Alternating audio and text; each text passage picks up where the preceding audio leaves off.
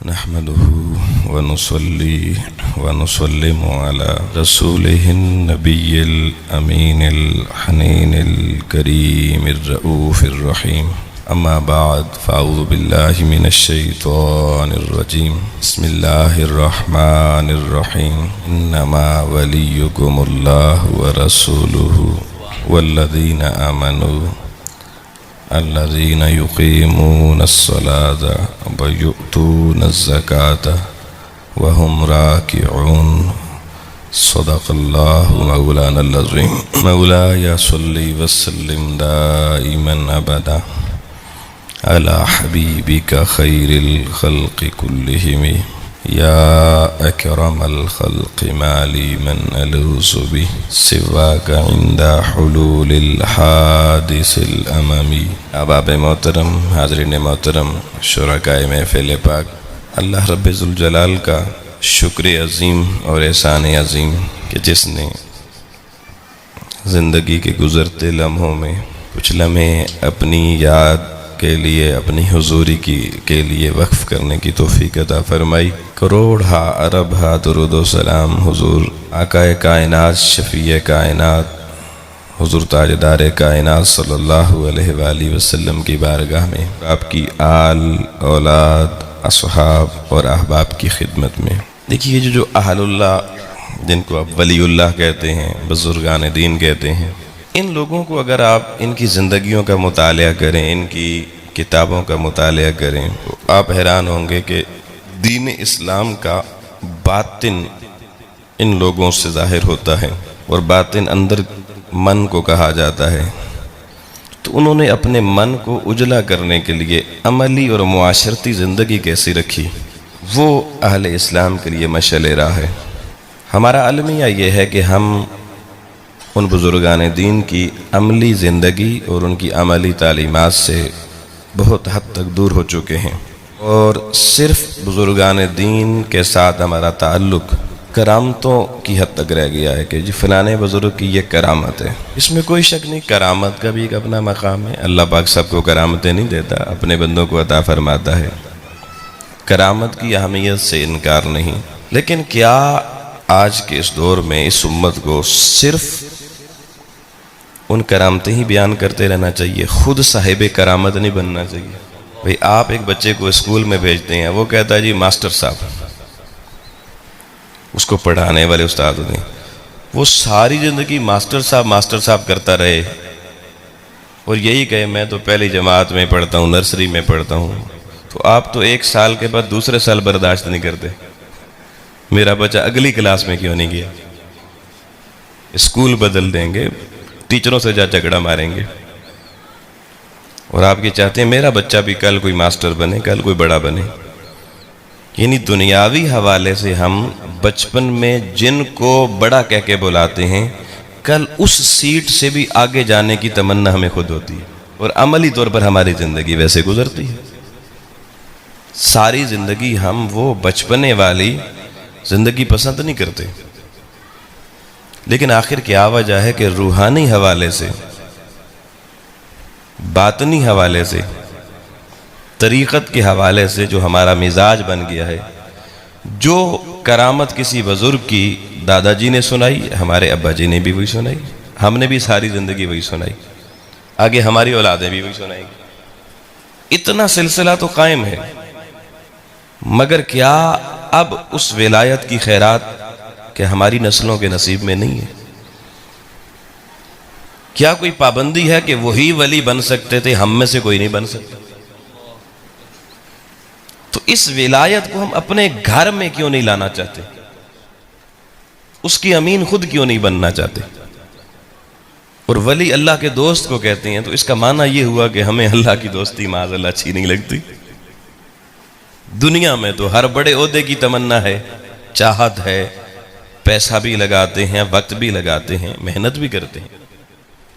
तो बातनी हवाले से क्या हमने किसी दर्जे को, अल्लाह की दोस्ती को हासिल करने के लिए कोई फार्मूला, कोई मेहनत, कोई रियाजत, कोई तपश शरारत हमारे अंदर है?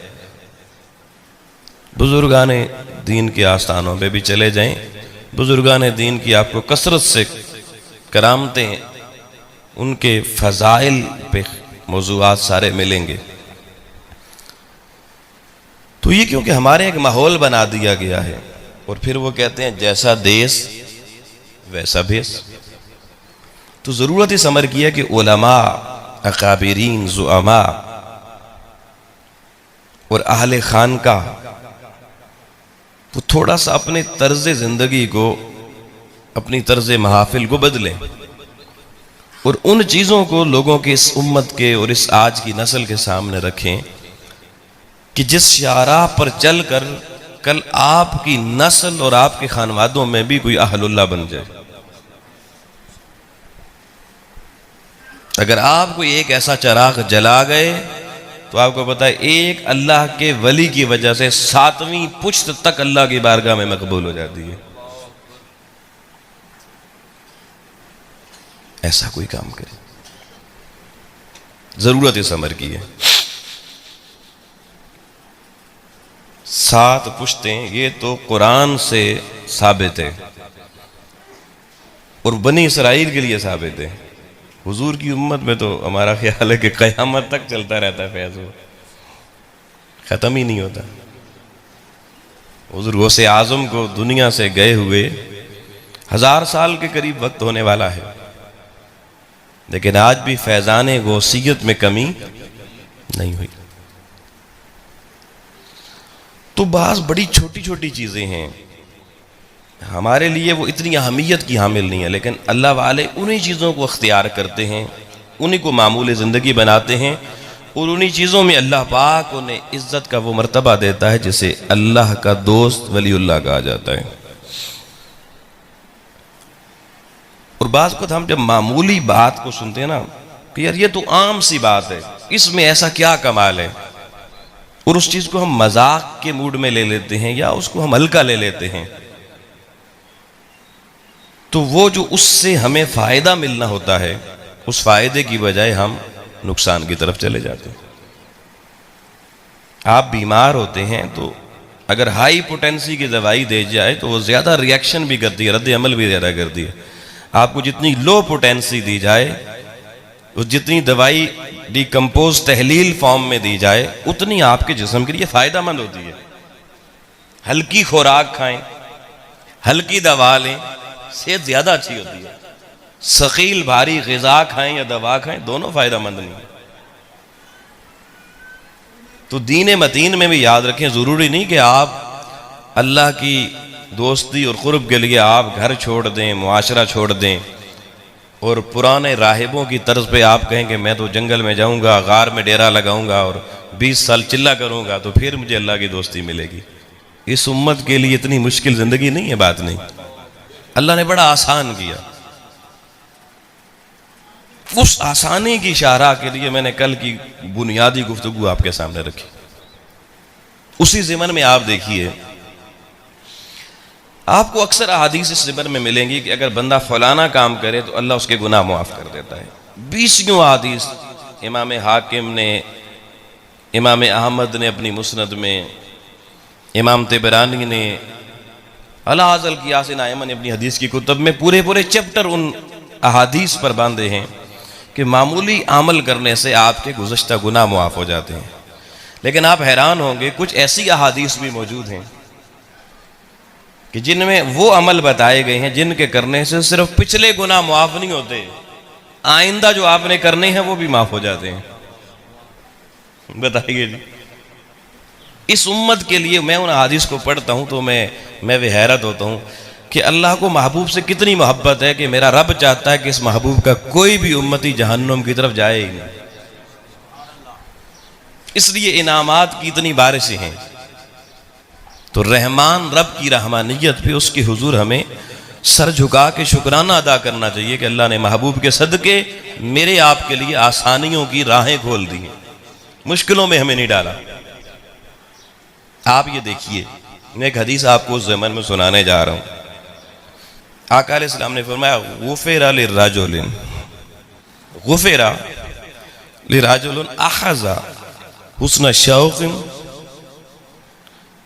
कि अगर कोई बंदा हुस्न नियत के साथ दूसरे अल्लाह के बंदों को किसी अजियत से बचाने की नीयत से, परेशानी से बचाने की नीयत से, अगर कोई बंदा रास्ते में पड़ा हुआ कोई कांटा या कांटेदार झाड़ी वो हटा दे, भाई गुजर रहा था, उसने देखा आगे कोई टहनी पड़ी हुई है कांटों वाली जिससे किसी को कांटा चुभ सकता है, हुजूर नबी करीम अलैहिस्सलातु वस्सलाम फरमाते हैं कि बंदे ने इस नीयत से कि किसी अल्लाह के बंदे को ये कांटा चुभे ना, उसको उठाया और उठा के साइड पे कर दिया। इमामुल अंबिया अलैहिस्सलाम ने फरमाया गुफिर लहू मा तक़द्दम मिन्हु व मा तअख़्ख़र, फरमाया इस अमल से अल्लाह उसके पिछले सारे गुनाह भी और आइंदा होने वाले गुनाह भी माफ फरमा देता है। अब कोई कहे जी कैसे माफ कर देता है, तो ये एतराज होगा कलाम मुस्तफ़ा पर, और हुजूर की जात पे एतराज हो नहीं सकता। भाई ये आपको हुजूर की बारगाह से तोहफे मिल रहे हैं, इनामात मिल रहे हैं, आप बजाय इसके इनको कबूल करें, आप उल्टा ये कहेंगे कैसे होगा। वो मेहरबानियां करने वाला मेहरबानी कर रहा है, आप उस मेहरबानी को कबूल फरमाइए। अब मुझे बताएं, रास्ते से आप गुजर रहे हैं और आपके अपने रास्ते में वो चीज पड़ी हुई है, कौन सा टाइम लगता उसको हटा के परे रखने में? ना उसके लिए वजू की शर्त बताई, ना उसके लिए कोई तस्बीह साथ रखने की शर्त बताई। आप जिस हाल में जा रहे हैं आपने सिर्फ उसको उठाया, उठा के साइड में रखा। नीयत और इरादा क्या किया? अल्लाह के किसी बंदे को इससे अजियत ना पहुंचे, दूसरे की तकलीफ का इस तरह एहसास करना। अभी किसी को कांटा चुभा नहीं है कि आपने निकाला है, बस एडवांस आपने किसी को उस अजियत से बचाने की फिक्र की है। आप देखिए अल्लाह करीम की शान और आका अलैहिस्सलाम की शान करीमाना, फरमाया सिर्फ पिछले गुनाह नहीं, जो बंदा करेगा वो भी माफ कर दिया। पुराने जमाने में ना लोग घोड़ों पे सवार होकर सफर करते थे, अभी 30, 40, 50 साल पहले तक भी ये रवाज था। जैसे आज हमारे लोगों ने गाड़ियां रखी हुई हैं, और जैसे गाड़ियों के मुख्तलिफ मॉडल हैं, घोड़ों की भी मुख्तलिफ नस्लें होती थी। तो वो घोड़े पे काठी पड़ी होती थी, रकाबें लटक रही होती थी। तो जब एक बंदा रकाब में पांव रख के सवार होता था ना घोड़े के ऊपर, तो अगर वो काठी से घोड़े के साथ बंधी हुई ना हो तो ये एहतिमाल हो सकता था कि वो कहीं एकदम वजन डले तो वो गिर ना जाए। तो दूसरा बंदा क्या करता था, वो जरा दूसरी तरफ से रकाब को हाथ रख लेता था, तो वो हाथ रखता, ये आसानी से सवार हो जाता और वो चल पड़ता। अब इस पे एक हदीस मुबारका सुनाने जा रहा हूं, जिसने अपने किसी मुसलमान भाई को घोड़े पर सवार होने के लिए उसकी रकाब को थामा, हाथ रखा। हुजूर फरमाते हैं वो इधर रकाब थामता है, उधर अल्लाह उसके इस अमल से उसके गुनाहों को माफ कर देता। आप एक मुसलमान की सिर्फ तकरीम करने पर, उसकी इज्जत करने पर, उसको सिर्फ सवारी पर सवार कराने में हेल्प करने के लिए, कि वो किसी लालच में ऐसा ना करे कि मैं इसकी रकाब पकड़ूंगा कल ये मेरे काम आएगा, और दूसरा किसी खौफ की वजह से ना करे कि वडेरा है जी, अगर मैंने ऐसा ना किया तो बुरा महसूस करेगा, नाराज हो जाएगा। किसी खौफ और किसी लालच के बगैर अगर किसी ने किसी मुसलमान भाई के घोड़े की रकाब थाम ली, अल्लाह पाक उसकी उसने नीयत के सदके उसके सारे गुनाह माफ कर दे। अब बताइए, आजकल घोड़ों पे तो सवारी नहीं होती, अब हमारे लिए और आसान है। एक बंदा आपके घर आया, मेहमान था, रुखसत होने लगा, उस बाहर गाड़ी खड़ी थी, आप आगे बढ़े, आपने गाड़ी का दरवाजा खोल दिया। देखिए ना, वही चीज अब आज के दौर में आ जाए, आपने सिर्फ गाड़ी का दरवाजा खोला, का तशरीफ रखें, वो बंदा बैठ गया, आपने गाड़ी का दरवाजा बंद कर दिया। ये है रकाब थामना। हदीस मुस्तफ़ा ऐलान कर रही है, बस इतना काम करो गुनाह माफ हो जाए। मुसलमान की इतनी ताजीम और तकरीम पर अल्लाह आपको अपनी बारगाह में कितने रुतबे दे देता है। बोलिए कोई मुश्किल काम है? उससे आगे बढ़िए हदीस मुबारक है, हुजूर नबी अकरम सल्लल्लाहु अलैहि वसल्लम ने फरमाया, हदीस के लफ्ज़ हैं कि वो किसी घर में बंदा दाखिल हुआ, उसने उसको कुर्सी पेश कर दी, उसने उसको कोई सोफा पेश कर दिया बैठने के लिए,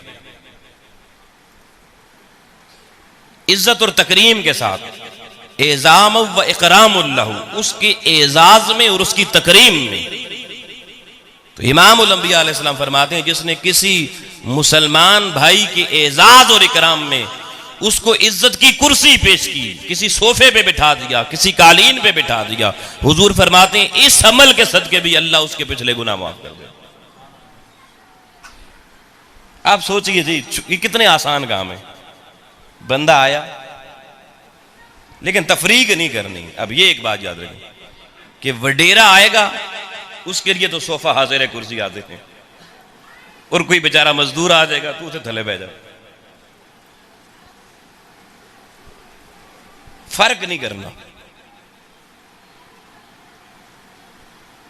अब घर में कुर्सियां पड़ी हैं, सोफे पड़े हैं, तकिए पड़े हैं। विसादिस का एक माना तकिया भी होता है। तकिया पेश कर दिया बंदे को, ए तकिया लाके बेहो जी, करते हैं ना। अब अगर इस इरादे से कि ये इस मुसलमान के इकराम और इज्जत के लिए कर रहा हूं, इसको रिवायत समझ के नहीं करना, रवाज समझ के नहीं करना, इसको दूसरे मुसलमान की इज्जत और तकरीम समझ के करना। आका ने फरमाया इल्लग़फ़िर लहू, इसके सिवा उस मुसलमान के लिए कोई अजर ही नहीं है कि अल्लाह उसकी मग़फ़िरत फरमा दे। देखिए, मेरे आपकी सहूलत के लिए अल्लाह और अल्लाह के रसूल ने कितने आसान अमाल बताए। आप देखिए, यहां तक हदीस में पढ़ा कि एक बंदा मन क़ाल अल आमा, एक बंदे ने किसी नाबीने का हाथ पकड़ा और उसकी हाजत पूरी कर दी, उसको रोड पार करवा दिया, उसको हाथ पकड़ के गली से घर तक पहुंचा दिया, नाबीना बंदे को। आका अलैहिस्सलाम फरमाते हैं, जिसने नाबीना की इतनी, सिर्फ इतनी खिदमत की, अल्लाह पाक उसके 40 गुना कबीरा गुना इस अमल के सदके माफ फरमा देते। 40 कबीरा गुना माफ होते हैं किसी नाबीने का हाथ पकड़ के उसको रोड पार कराना, घर तक पहुंचा देना। फिर देखिए, हुजूर नबी अकरम सल्लल्लाहु अलैहि वसल्लम का फरमान हदीस मुबारक में, मन इक़ाल मुस्लिमन बैयुन, जिसने किसी मुसलमान को तिजारत के अंदर, माल के खरीदो फरोख्त में, उसके लिए वापसी की सहूलत पैदा कर दी। अब इस बात पे तवज्जो कीजिए, आपने किसी दुकानदार से माल खरीदा, घर में ले आए, आपने देखा यार मेरी जरूरत नहीं थी, चलो ये फालतू चीज आ गई, आप वापस ले गए। आपने कहा जी ये वापस लेना, ये सौदा मेरी जरूरत नहीं है। हुजूर फरमाते हैं उसने वापसी में सहूलत पैदा कर दी। यक़ाल अल्लाहु असरही यौमल क़ियामा, फरमाया अगर वो दुकानदार सौदा वापस ले ले, उसके बदले में क़यामत को अल्लाह उस बंदे के लिए आसानियां पैदा फरमा देगा। देखिए, यानी किस किस एंगल से उम्मत को, जो जिस शोबे में है ना, उसी शोबे में हुजूर अलैहिस्सलाम ने बता दिया अपनी मग़फ़िरत का सौदा कर लो। लेकिन दोस्तान मोहतरम, आज अफसोस से कहना पड़ता है, हमारे ये सारे अमल खूबसूरत आज गैरों ने अपनाए हुए हैं, हम इनसे महरूम हैं। आप किसी दुकानदार के पास सौदा लेने जाएं, वो कहेगा माँ जी, बहन जी, खाला जी, भाई जी, बाबा जी, आ जाओ आ जाओ आ जाओ, ओ जूस भी ले आ, बोतल भी ले आ, चाय भी ले, ए भी ले जाओ, अब्बे रंदे वास्ते ले जाओ, भाई रंदे वास्ते ले जाओ, अम्मी वास्ते ले जाओ, बहन वास्ते ले जाओ, ए बड़े चंगे कपड़े आए, नवे कपड़े आए। वो सौदा बेचने के लिए तो ऐसे ड्रामे लगाएगा, लेकिन अगर आप अगले दिन एक सूट लेके वापस चले जाएं, वो दूर से देखेगा, शक्ल उधर कर लेगा। आप जाके कहें जनाब ये वापस करना, क्यों जी, ए वापस नहीं होता।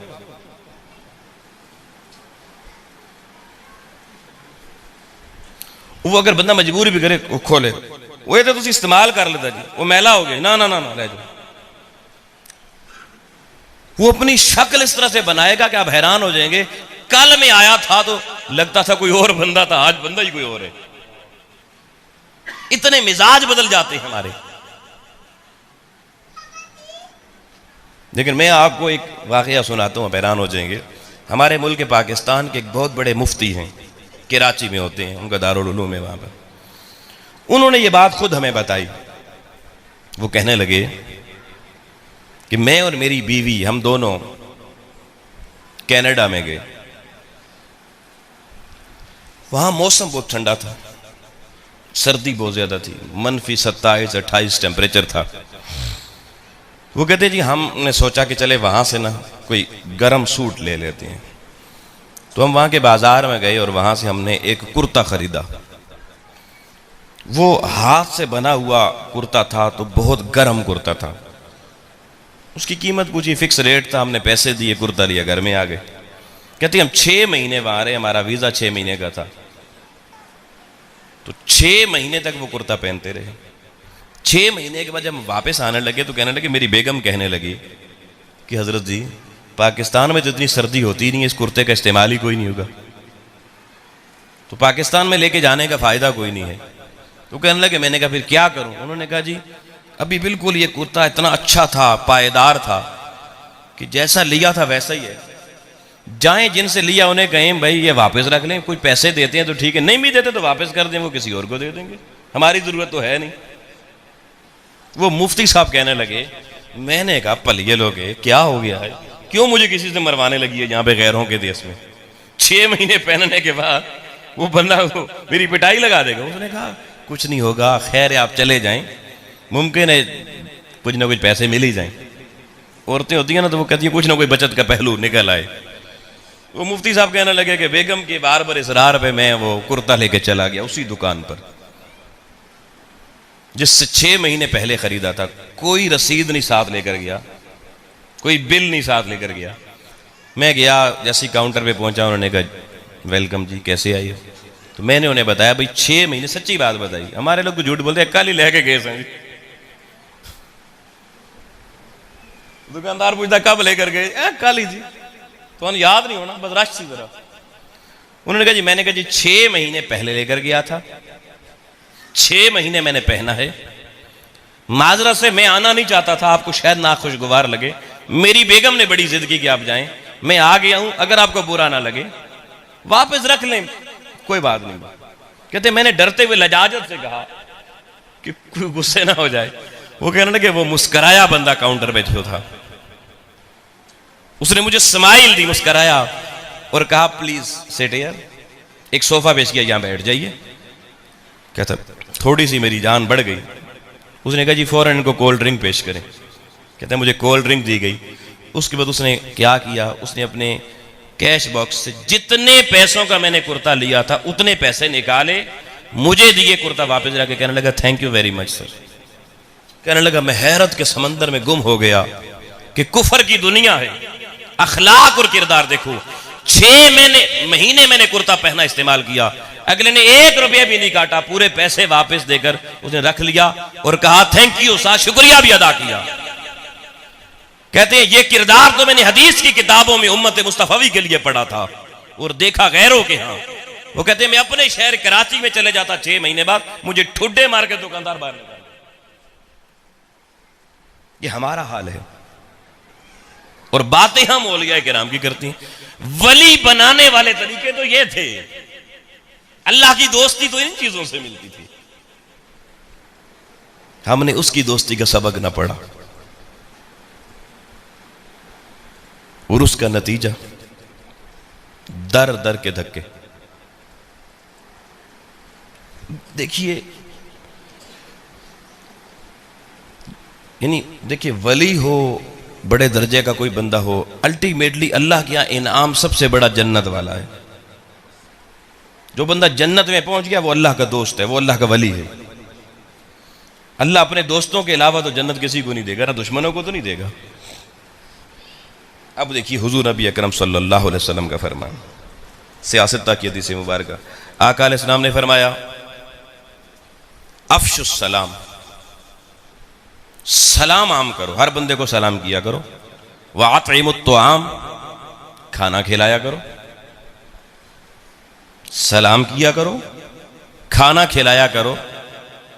वसफल्लुल अरहाम, और जो खूनी रिश्तेदार हैं उनके साथ नरमी बरता करो, उनसे प्यार किया करो, उनसे दुश्मनियां ना पाला करो। वसफल्लु बिल्लैलि नियाम, और रात के वक्त हो सके तो अल्लाह की हुजूर सजदा किया करो, रातों की नमाज पढ़ा करो। फरमाया कद खलत जन्नत बिस्सलाम, फरमाया ये 4 काम करके आना, कयामत को तुम पे सलामतियों के गजरे भेजते हुए अल्लाह तुम्हें जन्नत में दाखिल फरमा देगा। यानी ऐसे जन्नत में नहीं भेजेगा, सलामती के साथ, पूरे प्रोटोकॉल के साथ। फिर मैं आपको हदीस सुनाऊं, इमाम हाकिम ने इसको रिवायत किया कि ऊती अल्लाह अज़्ज़ व जल अब्द मिन इबादिही आताहुल्लाहुल माल। हदीस का मजमून लंबा है। आका अलैहिस्सलाम ने बताया कि क़यामत को एक बंदा अल्लाह की बारगाह में पेश किया जाएगा। जब अल्लाह की हुजूरी में आ जाएगा तो अल्लाह ताला उससे पूछेगा, जिस बंदे को अल्लाह ने दुनिया में माल दिया होगा, मालदार शख्स क़यामत को एक अल्लाह की बारगाह में पेश होगा। अल्लाह ताला उससे पूछेगा, मेरे बंदे तू दुनिया में क्या करता था? वो जवाब देगा, मेरे मौला और तो मैं कुछ नहीं करता था। मा अमिलतु मिन शैइन या रब्बी, ए रब, ए मेरे अल्लाह, मैं और कुछ नहीं करता था मगर तूने मुझे माल दिया था, तूने मुझे माल दिया था, मैं वो माल उधार पर तेरे बंदों को दे देता था। भाई सुनिएगा, मैं वो माल तेरे बंदों को उधार पे दे देता था। और मेरे अल्लाह, मेरे अखलाक में से ये बात थी कि उन उधार वालों में कुछ अमीर होते थे, कुछ गरीब होते थे। 2 तरह के लोग होते थे। कभी अमीर को भी पैसे जरूरत पड़ जाती है, कभी गरीब भी होता है। तो वो कहता, जब पैसे देने के बाद लेने की बारी आती तो जो अमीर होता उसको मैं वापसी के लिए मोहलत दिया करता था। ये नहीं कि दूसरे दिन दरवाजे पे पहुंचो, भाई कट मेरे पैसे। उसको ढील और मोहलत दिया करता था, और जो गरीब होता था मैं उसे मुआफ कर दिया करता था। अल्लाह, मेरे अखलाक में ये बात थी कि तेरे बंदे जो मुझसे पैसे कर्जा लेके जाते थे, जो अमीर होता था उसे मैं ढील दिया करता था, जो गरीब होता था उसे मैं मुआफ कर दिया करता था। इतनी बात हुजूर ने फरमाया वो बंदा करेगा। मेरा रब कहेगा, ओ मेरे बंदे, ये अमल तो मुझे सजता है जो तूने किया है। फरिश्तों हट जाओ, जन्नत के 8 दरवाजे खोल दो, बगैर हिसाब किताब से, जिससे दाखिल होना चाहिए चला। अल्लाह फरमाता, ये तो मेरा काम था, ढील देना और गरीब को माफ करना। तूने इतना आला काम किया। फरिश्तों हट जाओ, मीजान पे ना लेके जाना, हिसाब किताब में ना लेके जाना, बस जन्नतों के दरवाजे खोलो, इसे जाने दो। किया क्या उसने? ये विलायत के राज हैं ये भाई। हमने विलायत समझा जंगलों से मिलेगी और गारों से मिलेगी, ऐसा नहीं है। ला रहबानियत फिल इस्लाम, हुजूर ने फरमाया इस्लाम में रहबानियत नहीं है।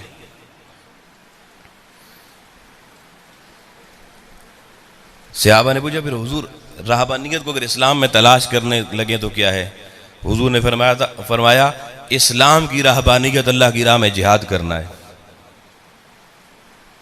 इस्लाम की रहबानियत जंगल में जाना नहीं है, घोड़े पे सवार होकर मैदान में निकलो, दुश्मन से टकराओ, ये रहबानियत।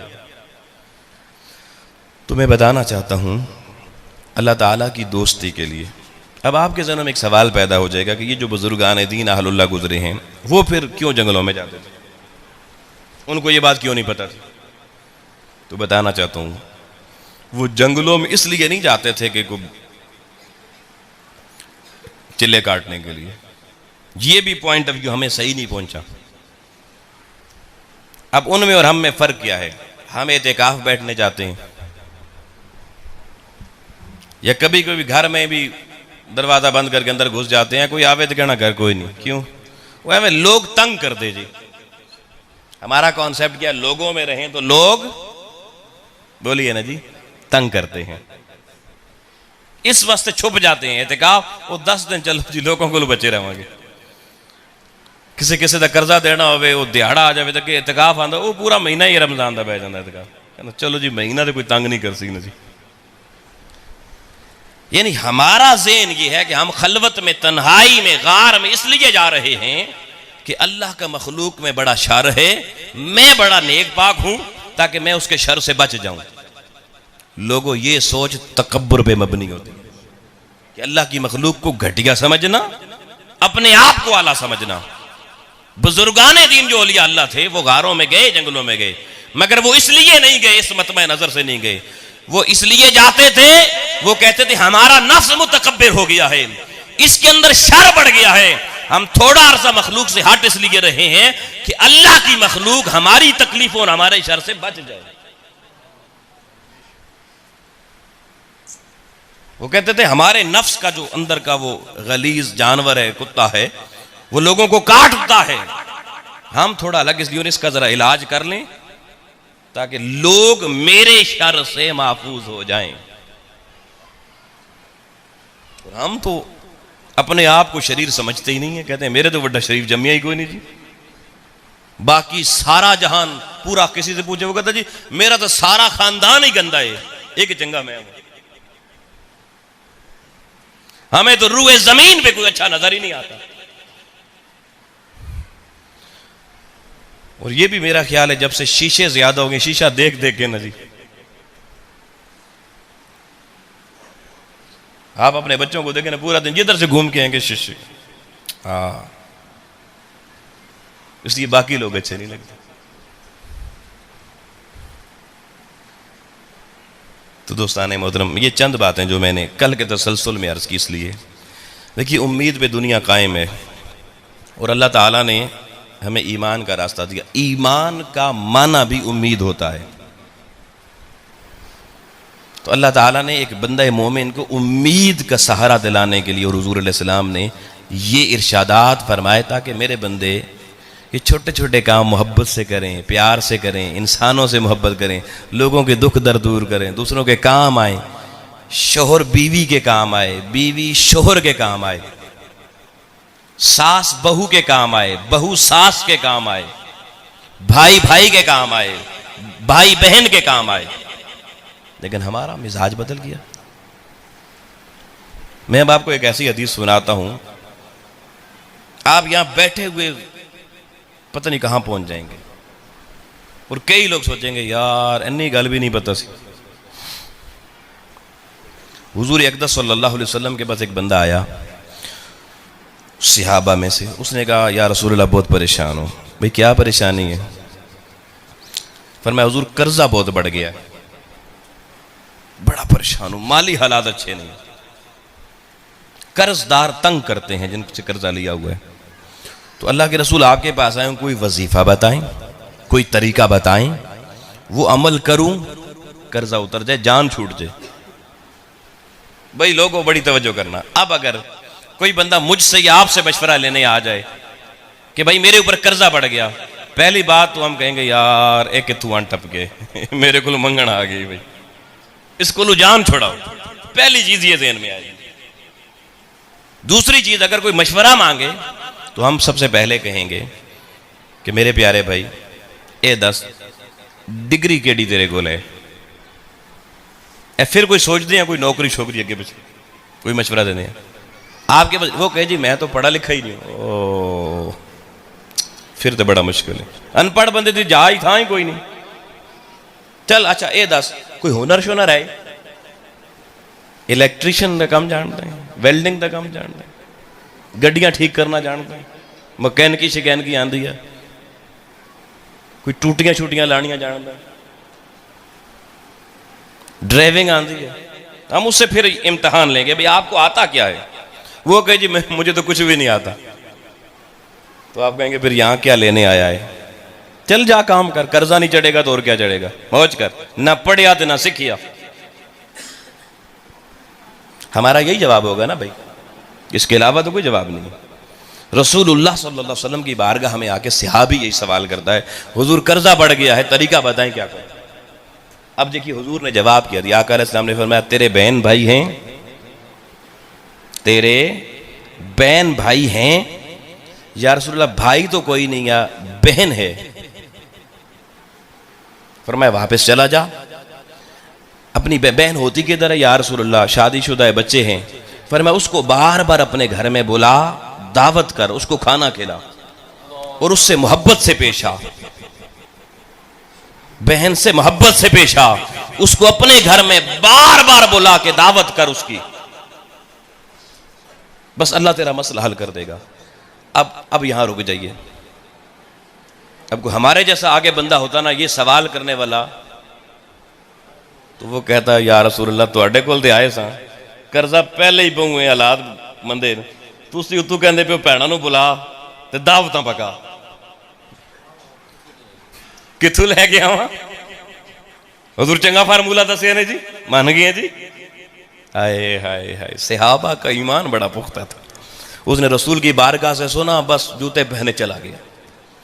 लोगों एक महीना गुजरा, हदीस मुस्तफ़ा का मजमून है, पलट के बारगाह रसूल में आया, चेहरा मुस्करा रहा है। हुजूर ने आते ही पूछा, सुना भाई कर्जा के बनया?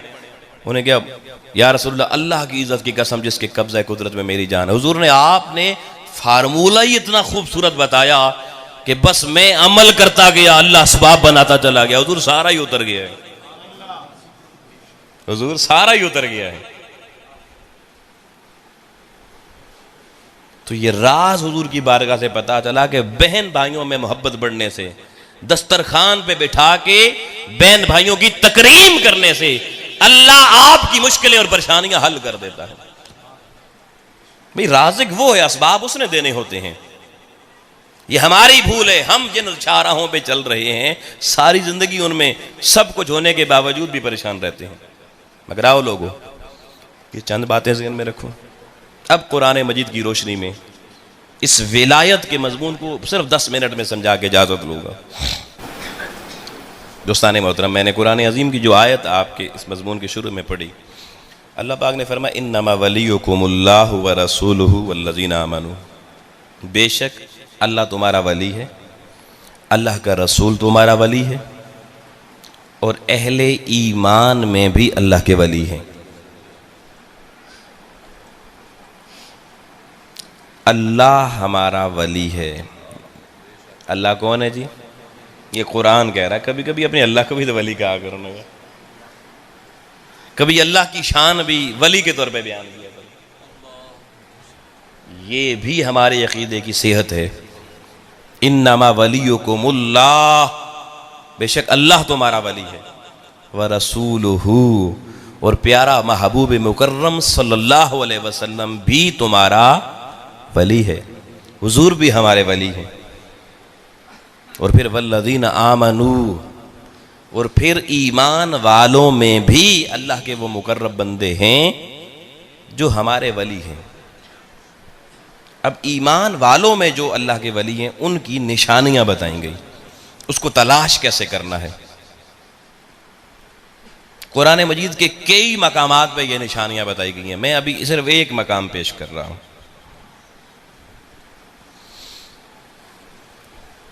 अल्लज़ीना युक़ीमूनस्सलात, फरमाया जब वली तलाश करना हो तो पहली निशानी कुरान बता रहा है, वली वही होगा जो नमाज कायम रखने वाला होगा। तारे के सलात, नमाजें छोड़ने वाला कभी वली नहीं हो सकता। वो कुछ भी हो सकता है, आप उसको कोई और नाम दे दें, मगर नमाज छोड़ने वाला कुरान कह रहा है अल्लाह का वली। अब जो नमाज छोड़ के वली होने का दावा करे वो नस्से कुरानी की मुखालिफत कर रहा है। इसलिए उम्मत ने धोखा नहीं खाना है। बावरीन जनाब खैर है, ये बड़े नेकन जी नमाजा नहीं पढ़ते तो कोई गल नहीं, वो बाबा जी आपका ईमान भी ले जाएंगे उचक के। कोई बाबा जी हो रिस्पेक्टेबल है, मगर नमाज जरूरी है। समझ गए जी? पहली निशानी अल्लाह के वली की। दूसरी निशानी ये बताई, भाई अल्लाह की नमाज इसलिए कि नमाज पढ़ने से पता चलेगा ना अल्लाह की बंदगी कर अल्लाह का बंदा है। जेड़ा अल्लाह दा ही नहीं बनया वो बाकी किसी और दा बन सकता है जी? दसो ना जी। जो अल्लाह से वफादार नहीं है वो बंदे का कैसे वफादार हो सकता है? ये पहली बात। दूसरी बात कुरान मजीद ने बताया वयूतून ज़कात। अब ये बड़ी खास निशानी है जी। फरमाया अल्लाह का वली सिर्फ मोमिनों में वो होगा जो ज़कात लेने वाला नहीं देने वाला हो। इसका मतलब है विलायत वास्ते कुछ पैसे कमाने पैणगे, साहब साहब होना पवेगा, तो फिर किसी गरीब को ज़कात भी देनी पवेगी। ये कुरान मजीद बता रहा भाई वली तलाश करना तो इस रास्ते से तलाश करना है। वयूतून ज़कात। ए नहीं जी मुरीद साहब आयो के लेके आयो जरा, अच्छा रख जाओ, नहीं। फरमाया वली लेने वाला नहीं देने वाला होता है। ये अल्लाह के वली की शान है। भाई अल्लाह का दोस्त है तो खाली होगा, मांगने वाला होगा, कोई भिखारी होगा। यहां जिसको देखो कपड़ा नहीं पहना हुआ हो, बस सबज कुर्ता पहना हुआ, हाथ में कशोल पकड़ा हुआ है, बड़ी सरकार दे मलंग है जी। ये मलंगी कहां से आ गई इस्लाम में? भाई कुछ सहाबा में से किसी मलंग का नाम बताओ इस तरह का, कोई ताबईन में से बताओ, किसी औलिया की तालीम से बताओ ऐसा मलंग। और ऊपर से हम खराब करते हैं उन लोगों को, हम भी साथ शुरू हो जाते हैं जनाब दमाले डालना। पहले किसी आलिम दीन से पूछ तो लो भाई ये क्या है ड्रामा। अपनी नस्लों का ईमान खराब ना करना लोगों की शोबदाबाजियां देखकर। ये तो रोटी कमाने के लोगों ने तरीके बना रखे हैं। हक वही है जो अल्लाह के कुरान ने बताया है, और मैं तुम्हें हवाले के साथ बता रहा हूं। सूरतुल माइदा आयत नंबर 55 55 नंबर आयत में अल्लाह कह रहा है ईमान वालों में से वली सिर्फ वही है अल्लज़ीना युक़ीमून अस्सलाता व युअतून अज़्ज़कात, जो नमाज भी पक्की पढ़ता है, कच्ची नहीं पढ़ता, और ज़कात भी पक्की देता है, कोई एक दफा दिखाने के लिए नहीं देता। और तीसरी शर्त सारे पर्दे हटा देती है। तीसरी शर्त जो टेंट लगे हुए अब तक वो भी हट जाएंगे। फरमाया वहुम राकिऊन। ये शर्त, हालांकि अल्लाह ने नमाज की बात पहले कर दी थी, नमाज पढ़ता है काफी था, ये वहुम राकिऊन क्यों कहा? हुम जमा का सीगा है। पता चला वो नमाज पढ़ने वालों के साथ जमा होकर सफ में खड़े होकर रकू करता है। ए नहीं बाबर के अंदर पढ़ दें जी, ए मदीने जाके पढ़ा दें जी। साढ़े हजरत साहब तक पहुंचे तो थोड़े जमीन ते पढ़ दो, आसमान तक जाके पढ़ दो। भाई कुरान से ज्यादा कोई सच्ची किताब है? भाई बताओ, कोई बंदा कहते है भाई कुरान से बढ़कर दुनिया में कोई सच्ची किताब है? कोई नहीं कह सकता। और कुरान का सच बंदे का सच नहीं, अल्लाह का सच है। जुबान इलाही से बताया जा रहा है। अब जिसको इस पे एतबार नहीं उसको और किस पे एतबार होगा? अल्लाह से बढ़कर किसकी जुबान है? अल्लाह कह रहा है मेरा वली तुम्हारे अंदर वो होगा, पक्का नमाजी होगा, पक्का ज़कात देने वाला होगा। वहुम राकिऊन, और उसका कोई रकू छुप के नहीं, सरेआम बंदों की सफ में खड़े होकर या इमामत के मुसल्ले पर होगा या इक्तिदा के मुसल्ले पर होगा। लोगों ये मैंने आपको मीजान लगा के कुरान का बता दिया है, आप इसमें तोलें, 99% तुम्हारे बाबे फारिग हो जाए। मैं पक्की बात को तहकीक से बात कर रहा हूं, सारी जिंदगी तहकीक में गुजरी है। खुद बड़े बड़े विलायत के दावेदारों के पास क्यों मारे भी खाई हैं उनसे, कई आस्थानों पे ठुड्डे भी पड़े हैं। जब मैंने उन्हें कहा भी कुरान ये कह रहा है तुम क्या कर रहे हो, अल्लाह की मखलूक को खराब क्यों कर रहे हो? वो पीर साहब कातिल बन के टूट पड़े। उनका इसको पकड़ लो, मार दो इसको, इसकी जुबान काट दो। ये हमारा बना हुआ सिलसिला खराब करने के लिए आ गया। हक सुनना कोई नहीं चाहता। लोगों कुरान से बगावत हो रही है, विलायत के नाम पर रसूलुल्लाह की सुन्नत से बगावत हो रही है विलायत के नाम पर। और सादा लो अवाम को, और जरा कोई बात कर दे सीधा फतवा, ए भाभी हो गया, नीचे वाली बात ही कोई नहीं। वो भाई वहाबी हो या सुन्नी हो, है तो सारे मुसलमान ना। ये क्या तकसीम है जो सच्ची बात करे, इसका मतलब है कि सच्ची बात फिर वहां भी करते हैं, इसको भी मान लो। फिर अगर कुरान की आयत पढ़ के कोई बात पेश करना, इसको वहां भी। वो इमाम शाफी ने कहा था कि अगर अहले बैत रसूल की मोहब्बत तुम समझते हो यह हद से बढ़ना है, तो फिर इस दुनिया में हद से बढ़ने वाला शाफी है।